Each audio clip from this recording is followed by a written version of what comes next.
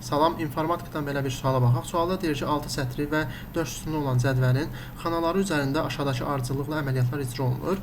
Nəticədə alınmış cədvəldə neçə xana olacaq? Biz də ardıcıllıqla bu əməliyyatları həyata keçirək. Deməli, birdə nə deyir? Cədvəlin ikinci sətr seçilir və merge cells əmri icra olunur. Deməli, ikinci sətr, bu sətr seçilməlidir və merge cells əmri icra olunacaq.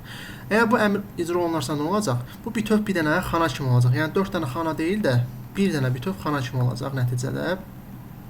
Deməli, bunu biz redaktə edəyək cədvəlimizdə. Aha. Deməli, bunu biz düzəltdik. Sonra keçək ikinci əməliyyata. 2-də nə deyir? Cədvəlin 4-cü sətr seçilir və aşağıdakı əməliyyatlar icra olunur. Bu şəkildəki əməliyyat icra olunur. Deməli, 4-cü sətirdən söhbət gedir. 1, 2, 3, 4. Bax, buradan söhbət gedir.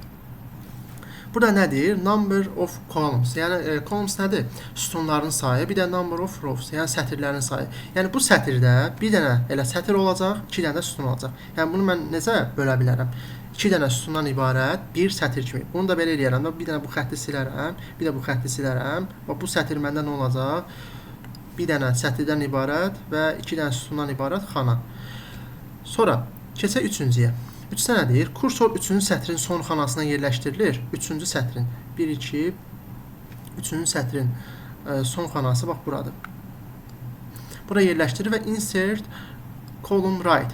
Yəni sağa sütun əlavə eləmək əmridir bu. Bax bu hissədən mən sağa sütun əlavə eləsəm nə olacaq? Yəni bütöv bir dənə sütun əlavə eləyəcəm. Bu formaya düşəcək də mənim cədvəlim. Bax bu formaya bir dənə sütun əlavə eləyəcəm. Aha. Bu formaya düşdü nəticədə. Sonda nə deyir? Deyir ki, sonuncu sətr seçilir və klaviaturadan delete düyməsi sıxılır.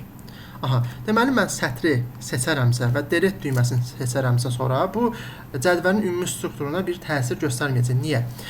Backspace düyməsi olsaydı, onda cədvəlin özünə təsir eləyərdi, amma delete olduğu üçün birdən mən cədvəlin içində hər hansı bir yazı, mətin yazsaydım, onda delete düyməsi o mətni silərdi, amma cədvələ təsir etməzdi. Əgər mən tutaq ki, mən bir sətir və yaxud da sütunu seçib sonra delete düyməsini basaramsa, onda cədvəlin özündə nəsə bir dəyişiklik olmur.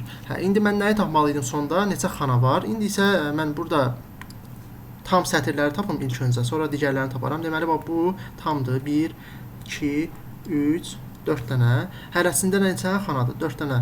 5 eləyir 20. Hərəsində 5 dənə olduğu üçün 20. Sonra burada 1, 2, 20, üstə gəl 2.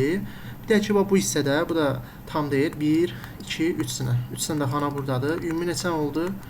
25 dənə xana oldu. Bu da hansı variantdır? Y variantı.